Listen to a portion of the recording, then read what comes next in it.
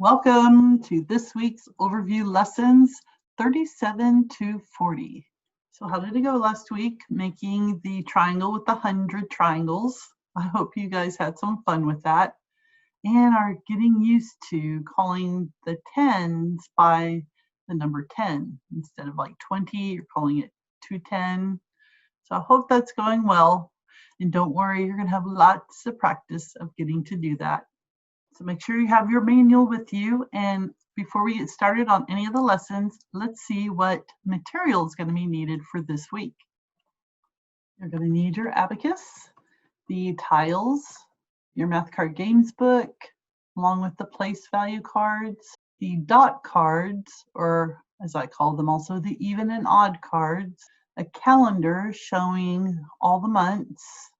And I guess it could be one of those flip calendars if you want, but these where you can see all the months at once, I think makes it easier for the activity we'll be doing. The balance, that's new. We'll talk more about that soon. The worksheets, and this is optional, but a book about bees and some scissors. Go ahead and open up to lesson 37. Equal and plus is our topic. So there's an activity in here that's a game, and what you're going to do is you're just going to look around the room and you're going to find some things that have in common. You're going to mention those things, and then your child's going to have to figure out what is the rule. So for an example, we could say, oh gosh, my shirt, the frame on the abacus, the chair that I'm sitting in, my eyelashes. The rule is, what are things that are black? This is one of those games you could play when you're running errands, later on in the day. Just you might see something and say, hey, I see this, you know, what's the rule for that? And see how your children do. So you're going to be using your abacus in this lesson, and you're going to have the children enter even numbers starting with 2. So they're going to enter 2 on the first line, and there's questions you're going to be asking them, and they're going to they're going to enter 4 on the next line. Again, you're going to have different questions you're asking them. We're going to do 6, 8, and 10. My children always liked looking for patterns. So I think, you know, you can ask the children, no, we're not going to look down here, but what, you know, look at some of these things here. What's something that you notice? And they may not notice anything. They may come up with some fun things that they say, which I always encourage, because I think it's great for us to work with our children to be paying attention and trying to see patterns, because that's what math is all about. It's all about patterns.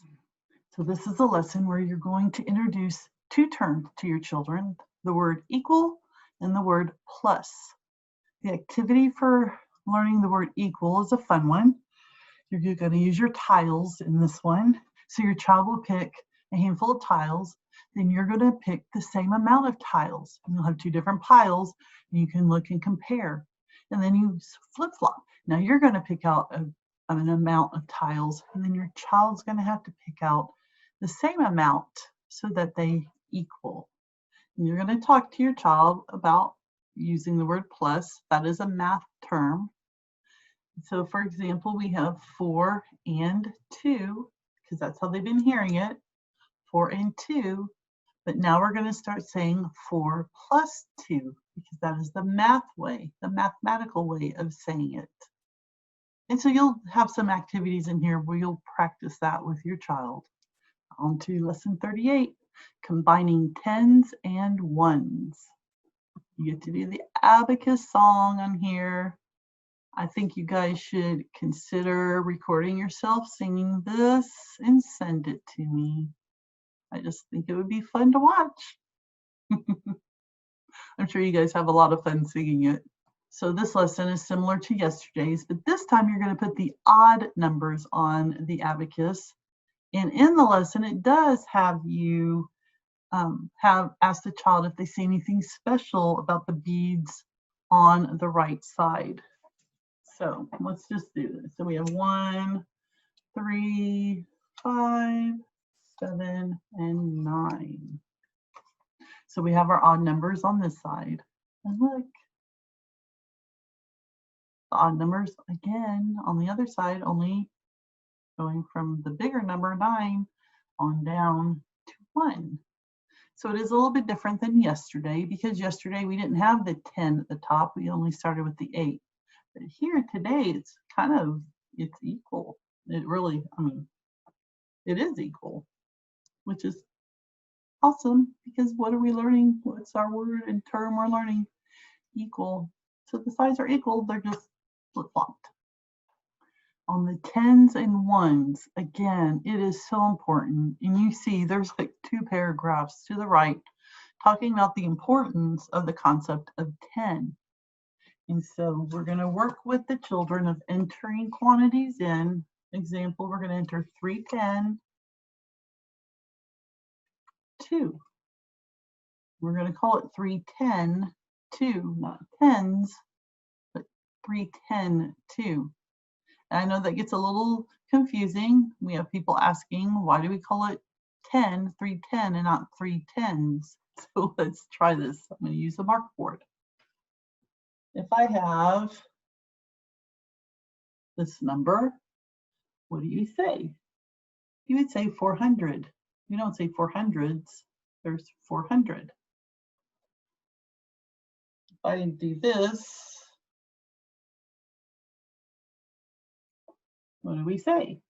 We would say 3,000, not 3,000s. We have 3,000s of cows. We would say we have 3,000 cows. We don't say we have 400 bales of hay. You'd say we have 400 bales of hay. I'm not sure why I'm using words that belong on a ranch, but those are just the words that came to me. But I hope that helps you understand. So when we say 310, how many light bulbs do we have? We have 310 light bulbs. That just sounds awkward still compared to 30, but it's so important to use those terms with your children right now, the math way of saying the number. And I promise you won't have to do it for very long, and it's gonna pay off huge. Lesson 39, composing tens and 1. So in the warm-up, you're going to be working with saying the names of the months with your child. It does recommend or suggest that this is a good time to start talking about the seasons. And so there's a few books that are recommended that you can get maybe at your library, or you can order off of Amazon, or whatever ordering service you use. I personally like going to the library when possible. Plus, it's a fun trip with the kids. So, if you want to start, if you haven't introduced seasons, this is a good time to do that. So, one of the activities is counting by 2s. And again, they're going to enter the even numbers onto the abacus. But this time, you're not going to be asking a bunch of questions about it. They're going to just practice counting. Entering 2, seeing 2, then 4, 6, 8, 10. You'll also work with naming the quantities to enter into the abacus using different amounts of tens. And then you get to use the place value cards. Before we get into doing the place value cards, I just want to make a comment about this handy dandy holder we have. We actually have a young man who has done some conferences with Right Start. His mom used Right Start with him. He produces these on his 3D machine. We do sell these through Right Start. You could probably find them somewhere else also. I have seen where they've made a holder for the place value cards with Legos. So that's something to think about if you're looking for something to hold your place value cards. I've really enjoyed having this. I didn't have this when my kids were little, but now I get to use it with my grandkids, and has been really nice. Keeps things organized really well. And when it's held just right, look, you can kind of see and read it. 5,100, 110, 7. I think this one is a fun activity because the child is going to be seeing the quantity. So example 310.2, they're going to see the quantity on the abacus. They're going to find the place value cards. So here we have our 310. They find their 2. We're going to build this number. And then they're going to see 310.2, see the amount. This is the symbol. This is the quantity. Then you can ask your child to think of a number. They can either enter it first or they can compose it with the place value cards. Or you can give them a number and they have to compose it, or they can give you a number, you can compose it. You could end up making a game out of this one.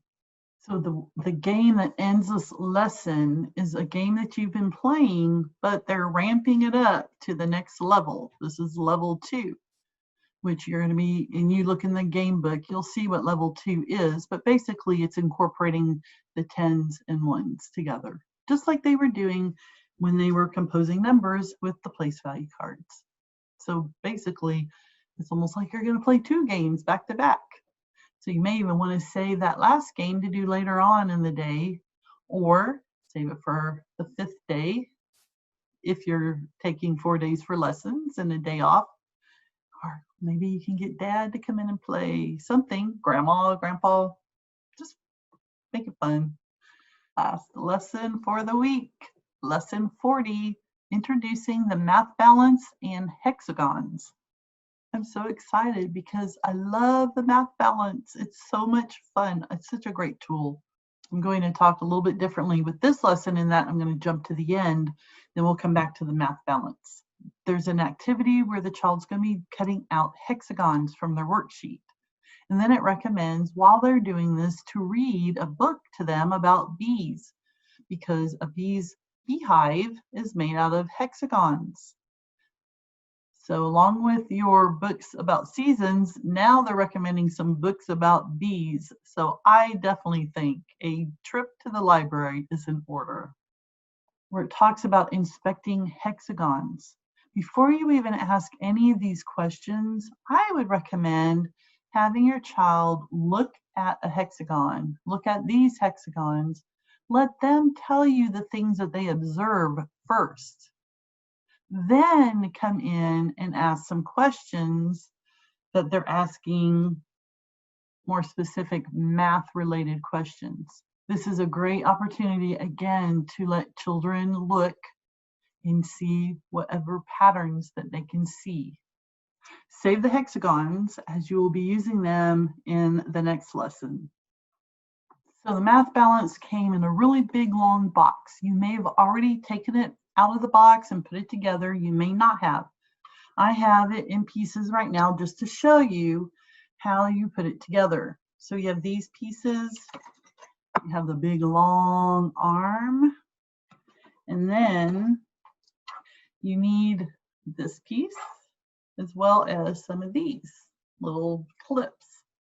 These, if you don't see them, usually they're in a little baggie and they're taped to the bottom of this base. Or they might be in a bigger baggie with the weights. And then these are what the weights look like. This is going to be really simple to put together. If you notice, it just fits in the hole. You can't go this way. There's only one way it can go. And it doesn't matter if it's this way or this way. You just get it down in that hole. Then you're going to take your clip, take the little white thing off. See this little hole right here? You want that hole to line up with this hole. You just put the end cap on. All right. Now, if you notice, I already have some clips on this end.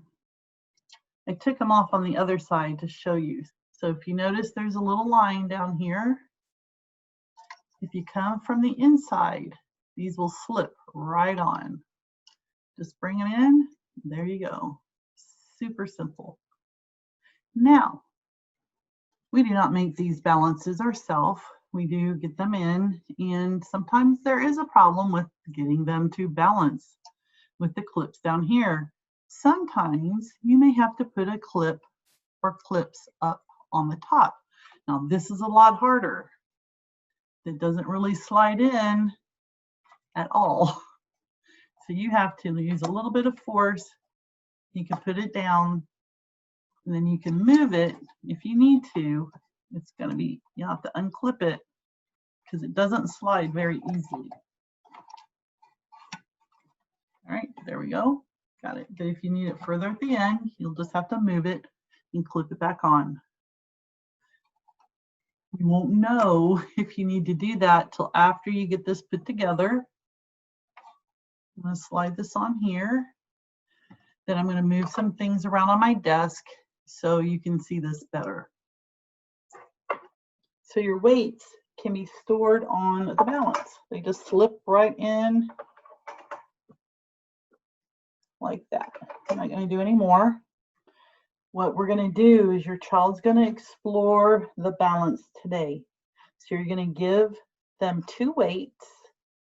You're going to ask them to put one on each side to make it balance.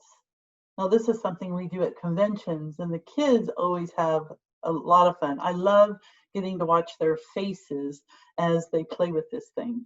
And 99.99999% of children will do this.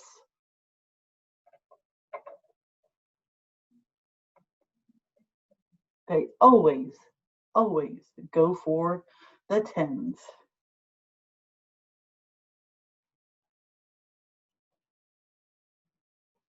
So we're seeing what it means to be balanced. Now notice, now that my weight is on here, they're a little bit off balance. So again, and this is a little bit of a frustration. Unfortunately, that's just how it is with these balances. We're going to have to play around till it balances. And there, so a child can see that this is how it balances. So once you get this balanced, take your weights off. Now you're going to give them 3 weights, and you're going to ask them to put 1 weight on one side and the other 2 weights to be used on this side. So example, let's put it on the 6. And now they have to use these 2 weights on this side. And they're going to do this. They're going to realize that it doesn't balance. So they're going to end up probably moving this one around. And after they've moved it around a little bit, you may want to say, why don't we let that one stay there? Let's try moving this one around. Believe me, I do this all the time at conferences. So they may start playing around. They're going to see that this doesn't work.